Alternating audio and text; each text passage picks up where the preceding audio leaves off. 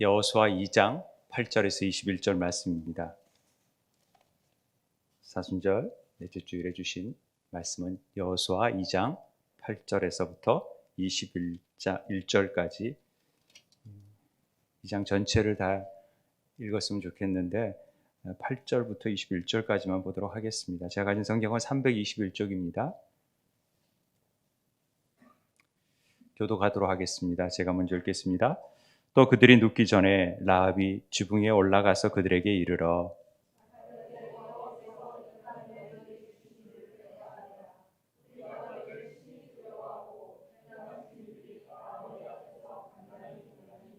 이는 너희가 애굽에서 나올 때 여호와께서 너희 앞에서 홍해물을 마르게 하신 일과 너희가 요단 저쪽에 있는 아모리 사람의 두 왕 시온과 옥에게 행한 일 곧 그들을 절면시킨 일을 우리가 들었음이니라.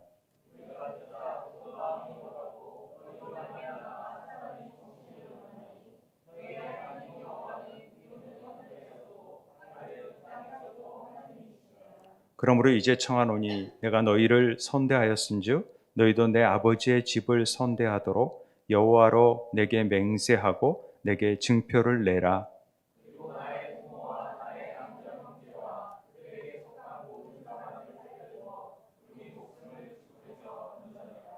그 사람들이 그에게 이르되 내가 우리의 이 일을 누설하지 아니하면 우리의 목숨으로 너희를 대신할 것이요 여호와께서 우리에게 이 땅을 주실 때에는 인자하고 진실하게 너를 대우하리라.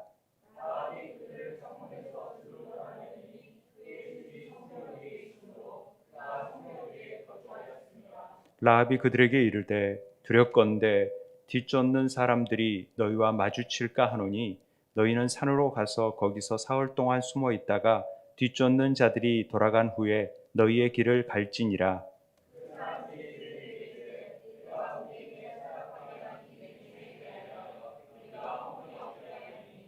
우리가 이 땅에 들어올 때 우리를 달아내린 창문에 이 붉은 줄을 매고 내 부모와 형제와 내 아버지의 가족을 다 내 집에 모으라.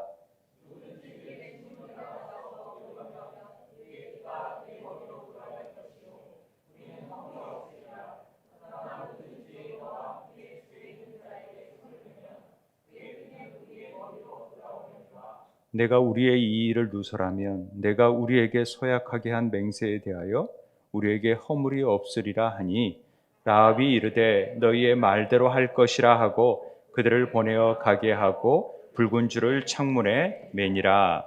아멘. 할렐루야. 우리가 여호수아서를 읽고 있습니다. 모세오경이 끝나고 여호수아서는 조금 더 우리가 가볍게 또 재미있게 읽을 수 있는 전쟁에 관한 얘기입니다. 애굽을 나온 이스라엘이 이제 모세가 죽고 여호수아를 지도자를 통하여서 이제 가나안 땅에 드디어 들어가 정복 전쟁을 하게 되는 내용이 여호수아서의 내용입니다. 당연히 피비린내 나는 상황이 우리에게 연출될 것 같고 또 잔혹한 전쟁이 몰아칠 것 같다라는 그런 느낌을 받는데 오늘은 한 여인이 등장을 하게 됩니다. 우리가 잘 아는 기생 라합의 얘기가 먼저 등장하게 되는데요. 오늘 이 기생 라합의 두 정탐꾼을 도와서 그 가족이 구원받는다는 얘기는 우리가 너무나도 많이 들어왔던 얘기고 성경을 통독을 10번 했던 우리이기에 통독한 우리이기에 더 이상 이렇게 따롭게 할 필요가 없다라는 거죠. 특별히 그래서 오늘 이 라합이라는 여인을 통해서 우리에게 주는 메시지가 과연 뭔지, 또 왜 라합이 마태복음 1장에 나오는 그리스도의 계보에 들어갈 수밖에 없었는지, 이런 부분에 대해서 우리가 성경을 지금껏 봤던 것보다는 조금 더 깊게 들어가서 성경을 좀 보고 싶습니다. 제가 올해 10번 통독을 하고 나서 올해 또 다시 통독을 하면서 하나님께서 주셨던 마음이 있었어요. 그 마음이 뭐냐면 하나님이 선물을 주시겠다라는 마음이 있었어요. 그래서 하나님 선물이 과연 뭘까? 잠옷 기대를 하고 돈도 좀 주시면 좋겠고 이런 마음이 있잖아요. 좀 그런 마음을 있었는데 어떤 한 자매가 제게 우리 집사님 한 분이 우리 아이들에게 히브리어를 좀 가르쳤으면 좋겠다라는 제안을 하셨어요.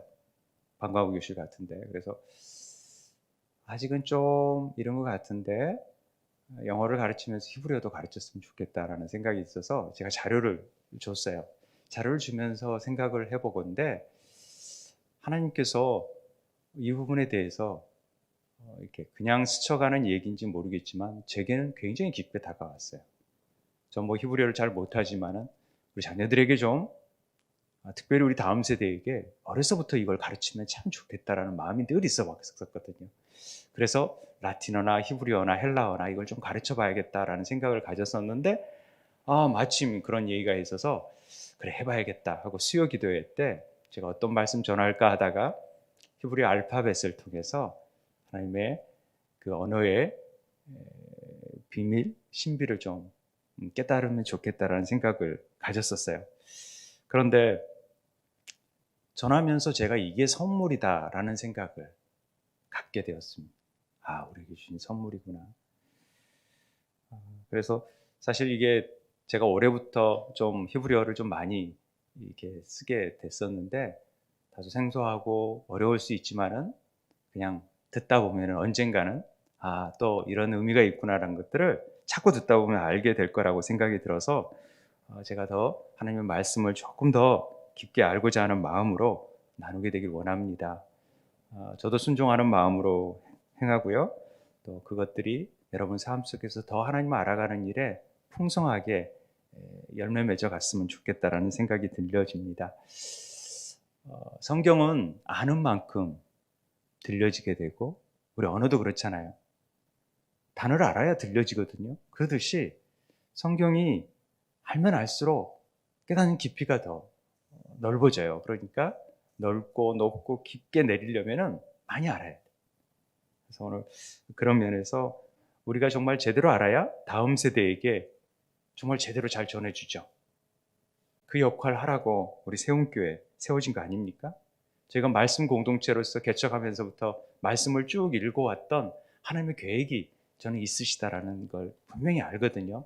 그래서 그 계획에 순종함으로 나아갔던 우리의 모습들이 어떻게 될지를 기대하면서 나아갔으면 좋겠습니다. 그래야 우리가 다음 세대가 정말 이 땅 안에서 놀랍게 하나님의 뜻을 이루어가면서 세상을 변화시켜 나아가고 또 세상에서 정말 머리가 되는 인생들 통하여 세상을 뒤바꿀 수 있는 인물들이 태어날 거라고 저는 믿습니다. 오늘 제가 이 본문 안에서 주목해야 될 단어들을 먼저 생각을 해보고 나아가려고 합니다. 이게 좀 안 잡히. 갑자기. 네. 우리가 라합인데요. 라함이라고 저는 라합이라는 단어를 이름을 주목해 볼 거고요. 그다음에 이렇게 이 라합이 기생이라는 거죠. 기생. 그래서 기생이라는 말을 주목해 볼 것이고 또 정탐이라는 단어, 또 창문, 뭐 붉은 줄, 증표, 또 인자, 진실, 건전에다, 사흘길, 뭐 단어들이 여러 단어들이 많지만 주로 이 단어들이 좀 핵심어라고 생각이 듭니다. 그래서 이런 단어들을 통해서 오늘도 이 라합의 우리가 잘 알고 있는 얘기를 조금 더 다르게 접근해 보려고 합니다. 자, 가나안인들이 지금 애굽에 가나안들 입장, 이 팔레스타인 안에 살고 있는 가나안들 입장에서 한번 생각을 해보고 싶어요. 지금 이스라엘이라는 이상한 민족들이 애굽에서 나와가지고 노예로 살다가 나와가지고 지금 이 광야를 막 38년 동안 이곳저곳 다니면서 살고 있다라는 거죠. 그러더니만 요단 동편에 있는 아모리 두 왕들을 죽이고 지금은 이제 가나안 서쪽에 자기들 나라를 침범해 들어오려고 하고 있다라는 소리를 들었다고 생각해 보자고요. 이게 상당히 급박한 사건 아니겠습니까? 그런데 가장 중요한 길목인 여리고에서 한 여인이 이 적과 내통을 해가지고 정보를 다 알려주고 그랬다라는 거죠. 그렇게 봤을 때 어떻게 되는 겁니까? 팔레스타인 입장에서 볼 때, 가나안 입장에서 볼 때는 이건 완전 배신자 아닙니까? 적과 내통한? 그런 측면에서 라합을 본다면 얼마나 이 얘기가 우습게 되는 것입니까? 그런데 성경을 그렇게 보는 사람들이 있다라는 거죠. 자기와 가족들만 살아남기 위해서 적과 내통하고 어떻게 이런 일들이 있을 수 있지? 이렇게 여겨질 수 있겠다라는 거죠. 우리가 역사를 그렇게 볼 때가 참 많습니다. 그러니까 우리나라 중심으로 보면은 일제 때 친일파가 굉장히 매국노잖아요. 그런데 그들 나름대로는 이 나라가 소망이 없고 개화되고 일본이라는 나라에 우리가 더 하나가 되면은 이 나라가 좋아질 거라는 자기 나름대로 기대가 있었다라는 거죠. 그래서 친일을 하게 되었다라는 것을 이해할 줄 알아야 돼요. 제가 그들 편드는 게 아니라 그런 시각도 있을 것이다라는 생각을 듭니다. 그런데 제가 지금 그런 표현으로 얘기하자는 게 아니라 그래서 관점이 참 중요합니다. 어디에서 보느냐 이런 관점이 중요한 거죠. 모든 사건을 성경의 사건을 하나님의 관점으로 보지 않으면 엉뚱한 얘기를 하기 시작합니다. 하나님의 관점이 아니면 저렇게 팔레스타인 관점으로 얘기하면 야 이스라엘 너무한 거 아니야? 왜 이 남의 나라에 침략해서 완전히 다 이렇게 진멸해버리는 엉뚱한 일을 행하는 잔인한 하나님 이렇게 여겨질 수 있다는 거죠. 그래서 세상 속에서도 우리가 기독교 관점으로 아이들에게 교육시키고 바라보게 하는 것은 굉장히 중요한 일입니다. 부모들이 그런 관점을 갖지 못하면 안 된다는 거죠. 오늘 말씀 자체를 하나님의 관점으로 보지 못하면 엉뚱한 소리 하게 된다는 것을 먼저 말씀드리고 우리가 이 하나님의 관점을 놓치지 않는 시간이 되길 바랍니다. 오늘 여호수아가 드디어 요단강을 건너가기 전에 시딤이라는 오늘 2장 1절에 보면은 눈의 아들 여호수아가 시딤에서 두 사람을 정탐꾼으로 보내며 이르되 가서 그 땅과 여리고를 엿보라 하며 그들이 가서 라합이라 하는 기생의 집에 들어가 거기서 유숙하더라로 시작을 합니다. 잘 보십시오. 눈의 아들 여호수아입니다. 그리고 시딤이라는 장소가 나오죠. 시딤은 우리가 잘 알다시피 아까 지도에서 나왔지만은 모압 평지에서 모압 여인들과 같이 음행을 저질렀던 장소가 시딤이었습니다. 이해되시죠? 민수기에서 우리가 봤던 그래서 연병으로 25,000명인가 죽잖아요. 제일 많은 숫자가 죽었다고 제가 설교를 했었는데 그 장소였다라는 거죠. 그 장소에서 지금 여호수아가 정탐을 보내는 겁니다. 과거의 세대에서 과거 세대가 저질러서 죽음을 받았던 그 심판의 자리에서 새로운 출발이 시작되고 있다는 것을 주목해 보라는 것이죠. 그리고 거기에서 뭘 하게 되냐면 정탐을 하라고 합니다. 정탐이라는 말은 우리에게는 굉장히 거북한 단어입니다. 왜냐하면 민수기에서 12명이 정탐을 좀 해봅시다 함으로 모세도 가나안에 들어가지도 못하고 결국은 10명과 그 나머지 세대들이 전부 다 들어가지 못하는 단 2명만 들어가는 그래서 2명이 정탐을 또 하는 겁니다. 네, 그런 연관을 가지면서 그런 정탐이 굉장히 거북할 텐데 오늘 왜 여호수아가 또 정탐을 하라 그러지? 이런 의문을 가질 수 있잖아요. 하나님이 주신 것인데 차지하라고 가면 된다고 그렇게 얘기하고 담대하라고 얘기하면서 자 가자 이렇게 얘기했는데 왜 또 정탐이냐는 것이죠. 뭘 볼 게 있다고 하나님이 하라는 것인가? 이런 의문을 갖게 되죠. 그런데 제가 이 정탐이라는 단어를 굉장히 궁금해했었어요. 왜 이런 일이 왜 그 가나안 가데스 바네아의 정탐과 왜 여리고를 또 정탐하라 하는 거지? 왜냐면 여리고 그냥 우리가 알다시피 오늘 읽었던 말씀에 여리고가 성벽이 무너지는데 정탐해서 여리고 성벽이 무너지는 뭐 정보는 아무것도 없이 그냥 돌기만 하니까 넘어졌잖아요. 무너졌잖아요.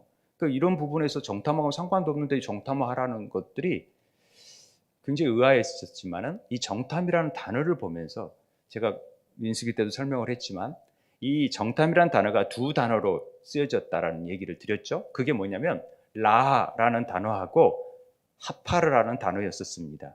민수기 때 제가 설명을 했었으니까 라라는 단어는 똑같은 조사하다, 정탐하다라는 표현인데 이건 하나님의 보낸 사자들에 의해서 전달된 하나님의 말씀을 받고 이해하고 믿음으로 수용해서 찾아가는 것, 이것이 라라고 했습니다. 똑같은 라지만은 이런 의미를 가지고 있다라고 설명했고, 하파르라는 말은 인간의 자기 스스로의 노력으로 찾고 수색하다라는 똑같은 말이지만 한글로는 정탐이라고 똑같이 써 있지만 히브리 언어에서는 전혀 다른 뜻이 되어져 있다라는 것이죠. 라하고 하파르니까. 그러니까 여러분 이 부분을 볼 때 지금 여호수아가 정탐, 엿보다라는 말이 라하라는 거거든요. 정탐하라 하는 것은 하나님의 명령을 받아서 그 일을 수행하고 있다라는 것을 우리는 짐작해 볼 수 있습니다. 그렇지요? 그런데 하나님의 명령이 아닌 하파르라는 단어들은 바로 2장 2절 3절에서 보면은 이때 이 어떤 사람들이 여리고 왕에게 말해서 지금 이스라엘 몇 사람이 들어와 가지고 지금 정탐하고 있습니다 하고 말할 때는 그 정탐은 하파르라는 단어죠. 라하가 아니라. 그리고 여리고 왕도 그래? 이 땅을 정탐하러 왔단 말이야? 하파르라는 단어를 쓰고 있습니다. 그러니까 이 하파르라는 단어들은 하나님과 상관없는 단어예요.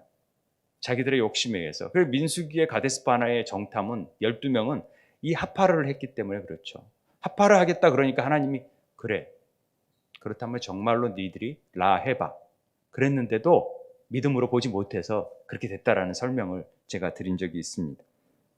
어찌됐든 이 부분을 원어를 보지 않으면 이해하기 힘드니까 제가 이 원어로 이걸 찾고 나서 어떤 주석서에도 나와 있지 않았었어요. 그런데 이걸 보고 나서 제가 성경 말씀을 이해하게 됐어요. 저는 이게 너무나도 큰 기쁨이에요. 굉장히 오랜 시간을 걸쳐서 저는 알았는데 여러분은 단시간에 앉아서 안다라는 것이 그게 복이 아니겠습니까? 전 그런 생각이 듭니다. 자, 그러면 이 여리고의 정탐꾼들 입장을 한번 보자고요. 두 정탐꾼의 마음을 우리가 좀 헤아려 봤으면 좋겠습니다. 뭔가 문제가 있어 보이지 않아요? 정탐꾼 정도면은 스파이 정도면 고도의 훈련을 받고 갔다면 이렇게 쉽게 사람들의 눈에 띄지 않아야 된다는 거죠. 그런데 금방 눈에 띄어버려요, 정탐꾼들이. 그리고 별로 제가 볼 땐 탐탁지 않은 스파이 같아요. 라합이 숨겨주고 돌아간 게 그게 전부 다예요. 자세히 보세요. 라합이 숨겨줘요. 그리고 그냥 아무 조사도 못하고 돌아가서 여호수아에게 보고한 게 전부예요. 이게 좀 시원찮은 정탐이 되어질 수 있죠. 그런데 하나님이 볼 때는 이게 바른 정탐이라는 거예요. 오히려 가나안 정탐했던 그 뛰어난 수령들이 조사했던 정탐은 하나님이 연락하지 못한 정탐이었다라는 거죠. 그거 볼 때 이들이 도대체 뭘 보고 있는지를 한번 보자고요. 23절, 24절 읽지 않은 부분에 나와요. 이 두 사람이 돌이켜 산에서 내려와 강을 건너 눈의 아들 여호수아에게 나아가서 그들이 겪은 모든 일을 고하고, 정탐이라는 건요, 겪은 일을 고백하는 거예요. 겪은 일. 자기들이 겪은 일을.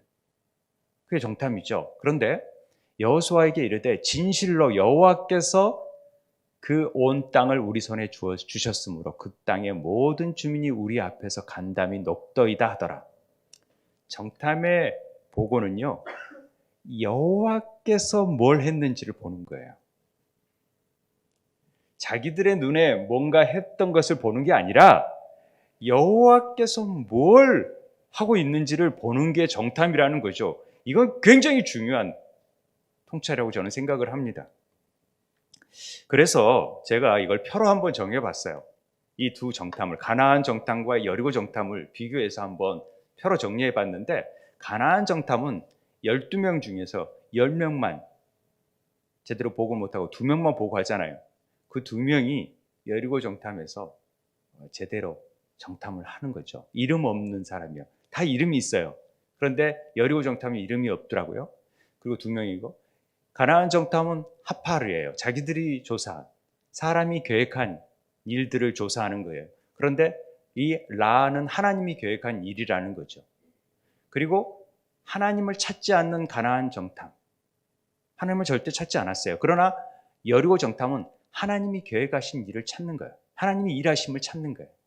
그리고 사람과 성읍과 땅을 보는 정탐이었고, 여리고 정탐은 그런 걸 보는 게 아니라 하나님의 하실 일을 보는 거죠. 그러니까 육적인 정탐, 영적인 정탐으로 제가 정리를 해볼 수 있었어요. 그렇다는 거죠. 그렇게 볼 때 우리가 하나님의 일을 살펴볼 때 간혹 이런 우를 범해요. 뭐냐면 늘 사람과 환경과 일들, 여건들을 바라보기 쉬워요. 하나님 일할 때. 안 그런가요? 돈이 있어야 되고 뭐 환경을 보고 그 부분에 굉장히 우리는 사로잡혀 있어요. 그런 게 아니라 하나님이 우리를 통해서 하고자 하는 일들이 뭔가를 바라볼 줄 알아야 된다는 거죠. 여건 따지는 게 아니라 하나님이 뭘 계획하신지를 바라보는 것이 믿음의 정탐꾼들이 해야 될 일이라는 거죠. 양주에 오게 하신 것에 우리를 통해서 뭐 환경을 바라본 게 아니라 하나님이 하실 일이 뭔가를 바라보게 하는 것이 정말 믿음의 정탐꾼들이 해야 될 일이라는 것이죠. 그래서 오늘 하나님의 역사, 또 하나님의 일, 이런 것들이 뭔지를 살펴보게 되길 원합니다. 잘 보시면 하나님께서 정탐꾼을 보내신 목적이 있잖아요. 뭐예요? 여호수아가 아니에요. 하나님이 정탐꾼을 보내신 목적이 뭐냐면, 만약에 정탐꾼을 보내지 않았다면 어떤 일이 벌어졌을까요? 여리고성은 다 무너져 버리고 전멸돼요. 진멸, 하렘 사상이니까 진멸돼요. 그런데 이 정탐꾼이 갔다라는 것을 통해서 누가 남아요? 라합과 그 가족이 구원받아요. 하나님의 계획은 지금 어떤 사람을 구원하기 위한 계획 속에서 일이 지금 되어지고 있다라는 것이 하나님의 최종적인 목적이에요. 그러니까 어떤 일을 할 때에는 구원과 연관이 있는 거예요. 양주로 보내신 때에는 구원과 연관이 있는 거지, 그것과 구원이 연관이 없으면 아무 의미가 없는 거예요. 우리 잘 되고 뭐 부흥하고 이러려고 한 게 아니라는 거죠. 이 부분은 우리가 놓치지 말아야 됩니다. 여리고 전쟁에서 아무 상관도 없는 여리고로 정탐을 보내게 된 배경을 우리가 잘 알아야 돼요. 라합이 여기에서 믿음의 고백을 하게 돼요. 하나님이 어떤 하나님이신지를. 그 고백하고 그 믿음이 선포되게 만들고, 그 믿음의 선포를 통하여서 하나님에 대한 그 가족들을 구원하고, 가족들을 통해서 라합이라는 가문을 통하여서 예수 그리스도가 태어났는데, 그 예수 그리스도라는 사람을 통해 다시 오실 예수 그리스도를 통하여서 그 믿음이 선포되고 계신다라는 놀라운 사건이 이 라합 속에 감춰져 있는 것이죠. 우리가 그걸 보기를 원합니다. 자, 보세요. 정탐꾼이 왜 하필 기생의 집으로 갑니까? 기생이 뭐냐면 히브리 말로 창녀예요. 창녀. 먼저 우리 라합의 이름을 좀 살펴봤으면 좋겠어요. 이 창녀 집에 왜 가겠습니까? 이거 분명히 알고 있어야 돼요. 그런데 그 기생집이 여관일 거다 이렇게 말하는 사람도 있어요. 요세푸스나 유대인들이 늘 그건 조나는 여관집이다. 그래서 여관에 가서 기숙할 수 있잖아요. 근데 스파이들이 여관에 가서 지낸다? 기생집에 간다? 물론 정보를 얻기 위해서 갈 수도 있다라는 생각을 갖습니다만은 그렇다는 거죠. 눈에 띈. 그런데 하나님이 뭔가를 하기 위해서 그쪽에 보냈구나라는 것을 우리가 짐작해 볼 수 있겠잖아요. 그런데 여기 간 곳이 라합의 집이라는 거죠. 이 라합이라는 이름의 뜻을 아는 게 굉장히 중요합니다. 라합이라는 말은 라하브라는 말인데, 이 라하브라는 말은 넓은, 풍부한이라는 뜻입니다. 여러분들이 인터넷 찾아보면 다 이 넓은, 풍부한이라는 이름이 되어 있어요. 그런데 제가 그 이름의 의미의 밑에 적어져 있는 글들이 나와져 있는 경우는 드물어요. 나와 있지 않아요. 제가 히브리 신학 연구원에서 강의하시는 교수님의 강의를 듣고 이 라합의 의미를 알게 됐었어요. 그분이 생명의 머리의 폭을 넓히는 자가 라합이다, 이렇게 설명을 하시더라고요. 그래서 제가 무릎을 쳤어요. 그렇구나. 라합은 이름의 뜻이 뭐냐면 생명의 머리의 폭을 넓히는 자예요. 이 말은 뭐냐면 우리가 법으로 하나님의 말씀 안에서 그 말씀을 통하여 풍성한 삶을 누려야 될 존재로 나타나는 게 라합이라는 거죠. 그래서 라합을 통해서 예수 그리스도가 나오는 거예요. 그런 자인데, 그런 라합인데, 라합이 지금 그 앞에 있는 수식어가 뭐냐면 기생이라는 말에 엮여져 있어요. 그 말은 기생 라합이라는 건 뭐냐면 풍부를 행해야 되는, 말씀의 법에 따라서 열심히 살고 하나님의 은혜를 누려야 될 자인데 그러지 못하고 딱 기생, 조나, 간음하고 있다라는 거죠. 창녀질하고 있다라는 거죠. 왜요? 우리 이렇게 생각하면 돼요. 영적으로 간음은 뭐냐? 하나님의 말씀을 따라가야 되는 존재들이, 하나님의 말씀대로 살아야 되는 존재들이 세상 속에 살고 있으면 이게 간음이다라는 말씀을 드렸죠. 그러니까 하나님 뜻으로 살지 못하고 엉뚱한 일로 섬기고 세상 속에서 살아가고 있다면 이건 영적 간음이다. 우리 정신 똑바로 차려야 됩니다. 우리 모두가 다 간음하는 자예요. 그러니까 생명의 풍성함을 누려야 되는 전부 다 라합과 같은 자인데 다 기생, 창녀, 간음, 조나에 묶여져 있다라는 거죠. 매춘하고 있다라는 거죠. 음란을 행하고 있다라는 거죠. 여기서 어떤 사람들이 성전의 창녀다 이렇게 표현해서 여리고 성에 있기 때문에 그 바알을 섬기는 성녀, 이 성녀 창녀들은 케데사라고 얘기해요. 그리고 직급이 굉장히 높아요. 그러나 조나는 가장 낮은 직급이에요. 창녀들 얘기하는. 그런데 낮은 사람이고 힘없고 고아 과부 같은 약한 자 중에서도 생명의 풍성함을 누려야 될 자들이 있는데 그런 자들이 지금 묶여 있는 거죠. 음란을 행하고 있는 것이죠. 그래서 지금 기생 라합의 이름의 의미는 그렇게 해석할 수 있다라는 것입니다. 우리들의 정말 믿음 안에서, 아니 세상 속에서 그런 풍성함을 누리고 살아야 될 존재들이 그렇게 살지 못하고 있다면 이게 참 문제라는 것입니다. 그래서 우리들은 반드시 돌로 쳐서 죽임을 당해야 될 존재들이에요. 그런데 하나님이 죄 없다 해주시고 살려보낸 가늠한 여인처럼 살아가는 거예요. 그런 존재라는 것을 잊지 않으면 안 돼요. 그래서 이 라합의 의미가 우리에게 적용될 수 있는 것이죠. 그런데 이 라합에게 누가 찾아오면 두 증인이 찾아와요. 두 증인. 제가 두 정탐꾼이라고 두 증인이라고 하는 벤이라는 글자를 설명할 때 베이트, 알렙 베이트 할 때 이라는 음가를 가지고 있는 두 증인, 설명할 때 두 증인, 두 언약, 선악과 나무 뭐 하면서 제가 설명했죠. 율법과 은혜, 구약과 신약, 창조와 새 창조, 예루살렘과 새 예루살렘, 이런 얘기하면서 제가 설명을 했던 기억이 나는데 그 두 증인은 하나님의 은혜, 그 베이트가 성령을 또 설명할 수도 있다 그랬잖아요. 그러니까 여호수아의 보냄을 받은 자로서 하나님의 일을 행하는 자들이라는 것이죠. 두 정탐꾼이 지금. 그런데 그 정탐꾼을 뭐 해줘요? 보호해주고 또 그 정탐꾼에게 뭘 해요? 고백해요. 누가요? 라합이. 자, 오늘 8절, 9절 읽었던 8절, 9절 내용에 라합이 지붕에 올라가서 그들에게 말합니다. 뭐라고요? 여호와께서 이 땅을 너에게 주신 줄을 내가 안다. 굉장히 중요한 말이에요. 우리가 너희를 심히 두려워하고 이 땅 주민들이 다 너희 앞에서 간담이 녹았다. 자, 라합은요 지금 어떤 고백을 하냐면 여호와께서 이 땅을 너에게 주신 줄을 내가 안다라는 말을 우리는 가볍게 들으면 안 돼요. 이 땅을 전부 다 여호와께서 니들에게 다 줘버린 거네. 하나님을 인정해 버리는 거죠. 그 땅을 하나님이 주관하는 자인 것을 고백한 말입니다. 여호와의 신앙에 대해서 들어본 사람이 아니에요. 라합은 모세로부터 배워본 적이 없어요.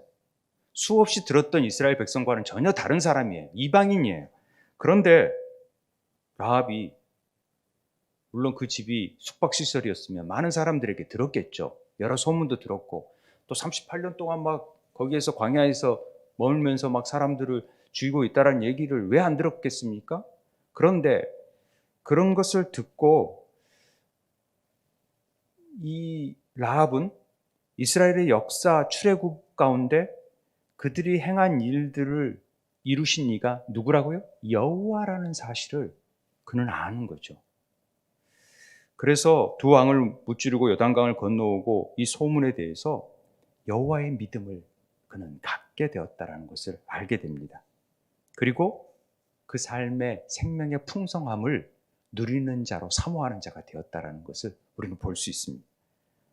그러니까 라합이 자기 민족을 배반하고 이스라엘을 넘긴 게 아니라 하늘에 계신 하나님 앞에 모든 이름이 무릎 꿇을 수밖에 없다는 것을 인정한 거예요. 그러니까 자기 조국을 향해서 결정하신 하나님의 뜻을 아는 것이죠. 이게 뭐 넘기고 팔고 하는 매국적인 차원이 아니라 하나님의 뜻이 뭔지를 그는 본 거예요. 다 멸해버리는 일이 하나님의 뜻이구나. 그렇다면 어떻게 해야 되나? 이게 중요한 거죠. 이 일을 어떻게 알았어요? 듣는 것만으로 알았다라는 거예요. 듣는 것만. 이 여리고성 사람들도 똑같이 들었어요. 그런데 그들은 이스라엘 사람들을 죽인 걸 들었지만 라합은 그 일들 이루신 여호와 하나님에 대해서 듣기 시작했어요. 이게 굉장한 차이입니다. 자, 12절에 이런 고백을 합니다. 그래서 자, 들었죠? 지금 행하신 일들, 아모리 사람들 다 했고 들었고 다 들었어요.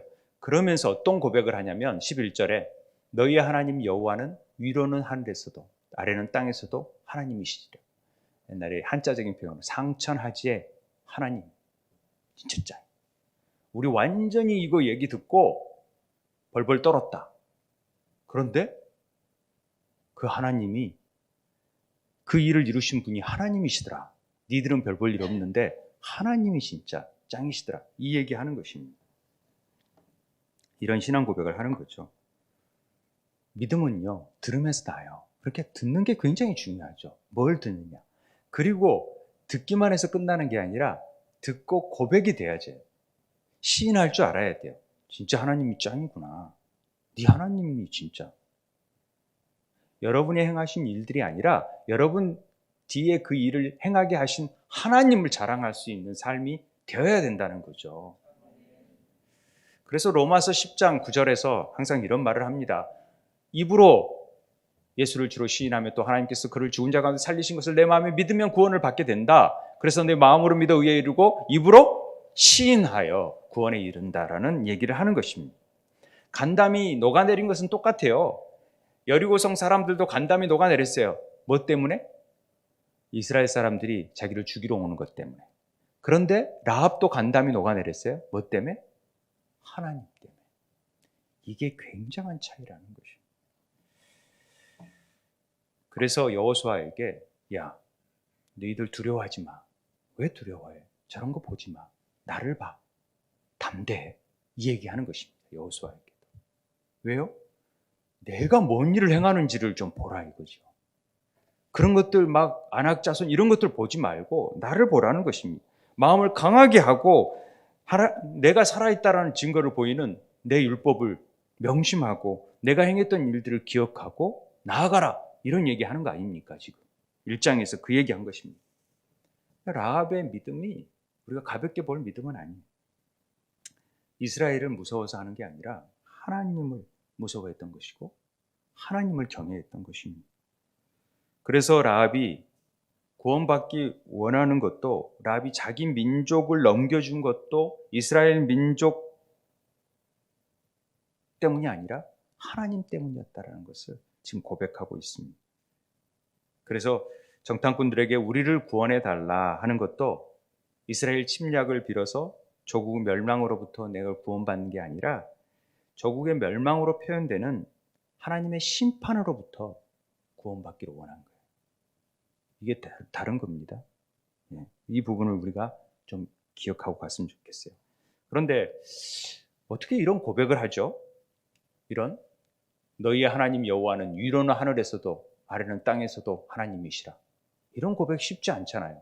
그런데 신명기 4장 39절에 모세가 이를 통해서 그런즉 너는 오늘 위로 하늘에나 아래로 땅에 오직 여호와는 하나님이시여 다른 신이 없는 줄 알아 명심해라. 모세의 말하고 토시가 별로 틀리지 않게끔 이렇게 고백하고 있는 것을 보면은 대단한 거 아닙니까? 어떻게 이렇게 고백을 할지? 그러면서 가족을 좀 살려달라, 건져내달라 이런 표현을 합니다. 이게 우리의 기도 제목이 돼야 돼요. 하나님 우리 좀 살려주세요. 우리 건져주세요. 우리 가족 좀 구해주세요. 이게 우리 기도해야 돼야 되거든요. 그러면서 우리는 뭘 내놓으라고 해야 되냐면 증표를 좀 주십시오 라고 할 줄 알아야 됩니다. 그게 12절 13절 내용입니다. 자, 이제 청하노니 내가 너희를 선대하였고 너희가 내 아버지의 집을 선대함으로 여호와로 내게 맹세하고 내게 증표를 좀 주라. 그래야 우리 가족, 우리 목숨을 죽음에서 건져낼 수 있다. 이런 표현하는 것입니다. 증표를 달라는 거죠. 믿음의 고백 뒤에 이 증표가 나옵니다. 이 증표라는 단어가 그래서 굉장히 중요한 단어가 됩니다. 우리는 구원을 얻기 위해서는 하나님을 아는 것이 굉장히 중요합니다. 하나님을 반드시 알아야 돼요. 하나님이 만물의 창조주이신 하나님 알아야 되죠? 그렇죠? 그런데 유대인들도 압니다. 이슬람 사람들도 하나님을 압니다. 그런데 뭘 몰라요? 예수를 몰라요. 라합은 하나님을 알고 있어요. 그런데 지금 필요한 것은 예수 그리스도를 알기를 원하는 거예요. 이 믿음을 갖기를 원하는 거예요. 그래서 증표를 요구하는 것입니다. 하나님을 아는 것으로 만족하지 않아요. 반드시 예수 그리스도가 있어요. 이 증표의 의미가 무엇냐? 이걸 알아야 되는 거죠. 이 증표라는 의미가 에메트 오트로 두 단어로 되어 있어요. 지금 한 단어로 우리는 되어 있지만 히브리어로는 에메트 오트로 되어 있어요. 에메트라는 말은 제가 알렙을 설명할 때 꼭 기억할 단어 한 가지를 가르쳐줬는데 뭐 아부라는 말도 가르쳐줬고 이 에메트라는 말도 가르쳐줬어요. 에메트라는 말은 꼭 기억해라. 왜냐하면 이게 진리, 성실, 뭐 신실, 확실 이런 얘기인데 에메트 오트라는 말은 진리의 오트, 표시라는 뜻입니다. 참 이 히브리어를 배우면 배울수록 놀라운 말인데 이 에메트 오트라는 말에 이 증표가 뭐였냐? 이 증표가 뒤에 붉은 줄이에요. 붉은 줄. 붉은 줄은 뭔지 다 아시죠? 예수 그리스도의 보혈의 피를 덧입혀야지만이 살 수 있다는 거 우리가 이미 다 알고 있는 내용입니다. 이 붉은 줄은 예수 그리스도의 보혈의 피를 의미한다는 것은 어느 주석서나 읽어보면 다 나와 있어요. 그러니까 이 부분에 대한 설교는 많이 들어서 붉은 줄이 바로 예수 그리스도의 보혈의 피구나. 그건 알 수 있죠. 그런데 그 증표가 뭐였냐는 거죠. 붉은 줄이었는데 그 증표라는 단어 자체가 진리의 표가 뭐냐? 바로 내가 곧 길이요 진리요 생명 되신 예수 그리스도를 의미한다는 것이죠. 이 증표 자체가. 그러니까 예수님을 메시아로 믿는 메시아닉 주, 유대인들 중에서 예수를 믿는 사람들한테는 이 에메트라는 단어가 예수 그리스도를 의미하는 단어라고 분명하게 얘기를 하고 있어요. 왜 그러냐? 이 에메트라는 알파벳은요, 진리인데 알렙이라는 글자로 되어 있어요. 알렙이라는 것이 첫 번째 하나님, 황소, 우두머리, 지도자, 힘 상징한다고 그랬잖아요. 하나님에 관련된 그 글자라 그랬잖아요. 이 맴이라는 것은 가장 중간에 있는 단어인데요. 맴은 물이라는 뜻도 있고 말씀이라는 뜻도 있죠. 그 다음에 왕이라는 뜻도 있어요. 에비멜렉, 멜렉은 다 왕이라는 뜻이죠. 그리고 이 타부, 십자가, 언약, 메리트 할 때 타부라는 단어는 언약과 연관이 있는데 언약은 영원하다 해서 영원과도 연관이 있어요. 그러니까 하나님이 왕이시고 영원하다라는 것들이 진리임을 가르쳐주는 단어가 에메트예요. 그러니까 가장 첫째 글자, 중간 글자, 마지막 글자를 써서 이 모든 처음 시작과 중간과 끝이 동일한 영원한 진리이신 하나님 예수님을 표현하는 단어가 에메트다 이렇게 설명을 해요. 히브리 속에 감추인 복음이라는 책을 보면은 그렇게 되어져 있어요. 그러니까 에메트라는 단어가 벌써 증표를 달라라는 말은, 이 진리의 표를 달라는 말은 벌써 예수 그리스도를 증거해 달라라는 표현으로 우리가 여겨질 수 있는 거죠. 그러니까 이게 참 놀라운 일이죠. 그러니까 이 오트라는 말 자체도 표시, 표징, 징조, 표적이에요. 그러니까 쉐마에 보면은 진리의 매는 표를 달라 그러잖아요. 이 표가 오트예요. 오트. 그런데 이 표가 어디에 나오냐면 이사야 7장 14절에 그러므로 주께서 친히 징조를 너에게 보실 거죠. 이 징조가 오트거든요. 그 징조가 뭐였어요? 보라 처녀가 잉태의 아들을 낳을 것이요 그의 이름을 임마누엘이라.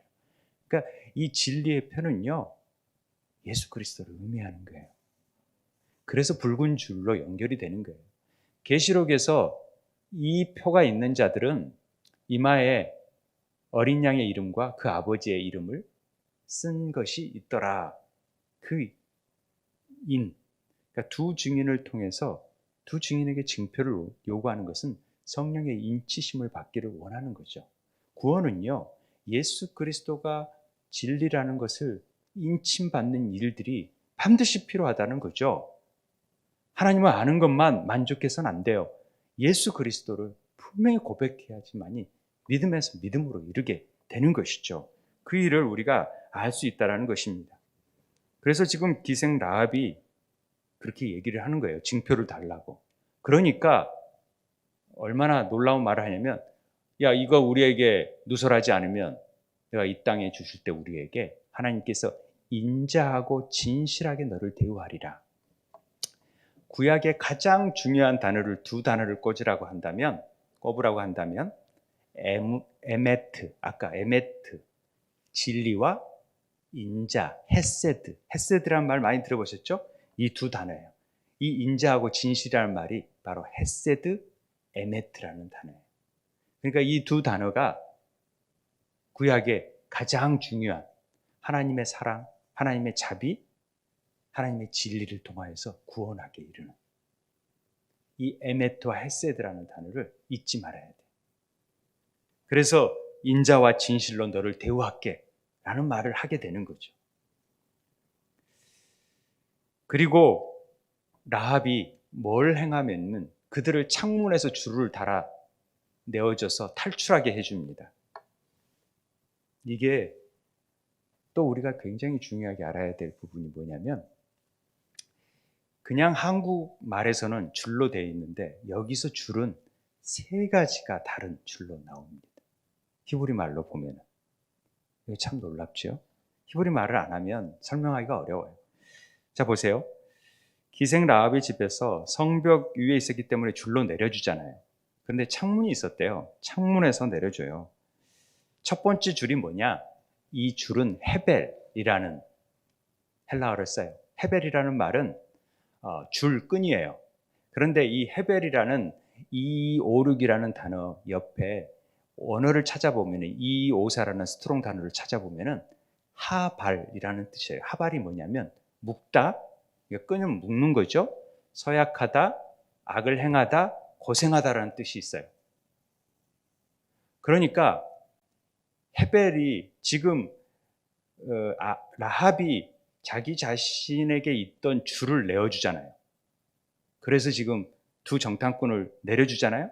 이 줄은 뭐냐? 자기 자신 안에 있던 줄이에요. 그 줄은 어떤 줄이냐면 고생한, 뭔가에 묶여 있었던 삶 가운데 있는 줄이에요.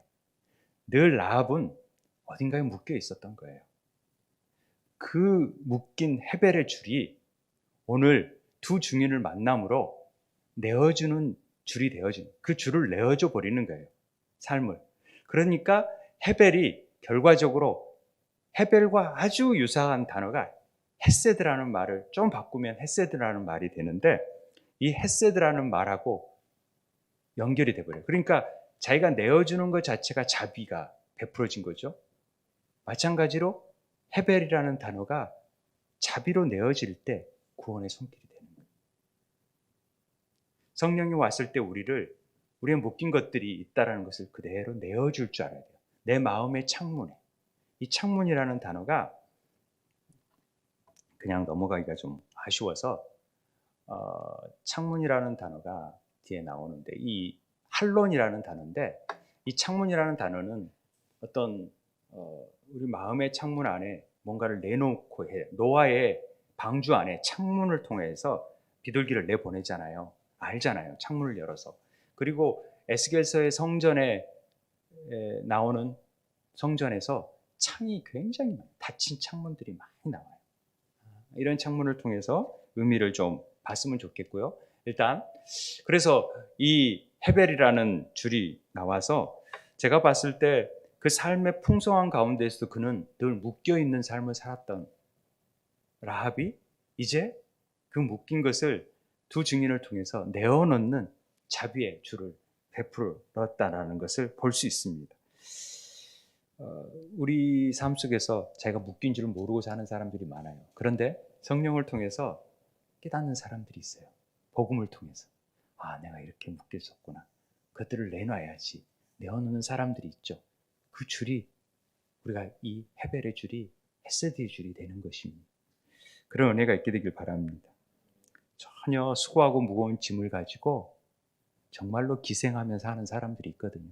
기생과 기생은 다르지만 기생하면서 사는 사람들이 진정한 진리 안에서 자유를 누릴 수 있는 삶이 바뀌어지는 것은 이렇게 되어지는 거예요. 그래서 기생 라합은 인생은 달라지기 시작합니다. 복음을 들었기 때문에 고통의 줄이 자비의 줄로 변하는 것입니다. 두 번째 줄이 뭐냐? 바로 후투라는 줄입니다. 후투. 후투도 줄이에요, 그냥. 근데 샤니 후투예요. 붉은 줄이에요, 붉은 줄. 이 샤니는 진홍색이니까 의미를 잘 알겠죠? 그런데 이 어린 양의 보혈의 피가 생각나잖아요. 그래서 지금 우리가 이 땅에 들어올 때 우리를 달아내린 창문에, 그 창문 안에, 네 마음 안에 이 붉은 줄을 매주라. 전혀 다른 줄을 매주라. 너는 고통의 줄을, 자비의 줄을 냈지만 내가 붉은 줄을 매주라. 전혀 다른 샤니 후투라는 줄을 얘기하고 있어요. 그러니까 붉은 줄 매줄래? 그래야 네 가족들이 다 집에 모아라. 이런 얘기하는 것입니다. 이 붉은 줄 우리가 잘 알잖아요. 예수 그리스도를 상징한다는 것. 바로 붉은 줄이 바로 십자가에서 피를 흘리신 예수 그리스도를 의미하고 있다는 걸 우리는 다 잘 알고 있으니까 설명하지 않아도 되죠. 그래서 이 헤세드 줄을 내민 자들에게 이 붉은 줄이 만나게 되면은 가족 구원이 이루어져요. 분명하게 우리가 생각할 부분이에요. 개인 구원이지만 하나님은 온 가족이 구원받기를 원해요. 그러니까 우리가 주 예수를 믿으라 그리하면 너와 내 집이 구원을 얻으리라. 이 부분의 소망을 놓치지 말아야 돼요. 하나님 이 말씀을 가지고 가족 구원에 대한 기도를 절대 포기하지 않으셨으면 좋겠습니다. 반드시 가족을 구원하기 위한, 여러분을 통해서 이루기 위한 하나님의 계획이 이 말씀 안에 있어요. 이 라합 안에 있어요. 그렇기 때문에 이 끈을 놓고 늘 잊지 말고 포기하지 말고 가족 구원을 위해서 기도할 줄 알아야 되는 것입니다. 하나님의 심판은 그리스도의 피만 보면 넘어가요. 다른 거 보지 않아요. 피가 있느냐 없느냐. 피만 있으면 하나님의 저주는 패스오버 하거든요. 기생 라합의 집에 붉은 줄을 보고 이 저주와 심판이 넘어가게 되는 거예요. 그 얘기가 뒤에 나오는 얘기입니다. 우리는 마지막 때 예수 그리스도의 십자가의 보혈이 내 안에 있어야 돼요. 그게 없으면 안 돼요. 하나님을 안다? 이거 안 돼요. 예수의 피의 복음이 우리 삶 속에 뿌려져 있어야 돼요. 기생 라합이 가르쳐준 방법대로 창문에 붉은 줄을 누가 맵니까? 라합이 맵니다. 그게 21절에서 붉은 줄을 맵니다. 자기가. 그 붉은 줄은 샤니 티크바. 아까 후크라는 샤니 티크바라는 말과 달라지잖아요. 이 티크바가 또 어떤 줄이냐? 티크바라는 말은 크와라는 말에서 유래됐거든요. 6960이라는 말이지만은 크와에서 유래됐는데 티크와라는 말인데, 티크바, 이 말은 소망, 바램의 줄이에요. 그러니까 하나님께서 이 라합에게 똑같은 붉은 줄이지만 그 붉은 줄은 라합에게는 소망의 줄이 되는 거예요. 지금까지의, 이제 여호수아만 오면 자기는 구원받는 거예요. 예수님만 오시면 구원받는 거예요. 어린 양의 피를 발랐기 때문에. 이런 소망이 그들 안에 있었기 때문에 저주받지 않고 라합의 온 가족이 구원받는 역사가 이 여호수아 2장에 있는 거예요. 저는 이 소망이 우리 안에도 있었으면 좋겠어요. 이 소망의 붉은 줄을 우리는 창문에 들이울 줄 알아야 돼요. 이걸 보고 다시 오실 주님을 늘 사모하면서 기다리는 자들이 되어야 된다는 거죠. 사람들이 그렇게 생각할 거 아니에요. 저 사람은 이상한 줄을 매달았네. 저 지금 뭐하지? 창녀인 걸 흉내내나? 없이 사는 걸 흉내내나? 예수 믿는다고 저렇게 소문내고 다니나? 다른 사람들은 잘 몰라요, 그게. 근데 이게 우리는 소망의 줄이라, 구원의 줄이라는 거 잊지 않았으면 좋겠습니다. 히브리어 언어를 보지 않고 놓쳤던 부분들을 다시 안다라는 것은 참 기쁨입니다. 여러분들에게는 좀 다소 뭔 이런 막 이상한 말 하면서 막 이게 내가 정신 없어 죽겠는데 막 이런 말까지 하는지 어쩔지 모르겠지만은 하나님의 말씀 안에는 놀라운 비밀이 감춰져 있다라는 것을 조금 느껴보는 시간이 되었으면 좋겠습니다. 기생 라합처럼 고통 속에 묶여 있는 사람들이 정말 자비의 줄을, 성령을 통하여서 하나님을 고백하고 예수를 믿고 다시 오실 주님을 바라본다는 것이 얼마나 복된 일인지 깨달았으면 좋겠습니다. 그래서 아름다운 신부로 살아갔으면 좋겠습니다. 오늘 구원의 의미가 뭔지 라합을 통해서 성경 전체가 바로 예수 그리스도를 아니고는 어떻게 설명할 수 없구나 라는 것을 깨달아갔으면 좋겠습니다. 오늘 그런 사순절 기간에 그 소망의 붉은 줄을 더 굳건하게 붙잡고 나아가는 은혜가 있게 되길 바랍니다. 우리 함께 기도했으면 좋겠습니다.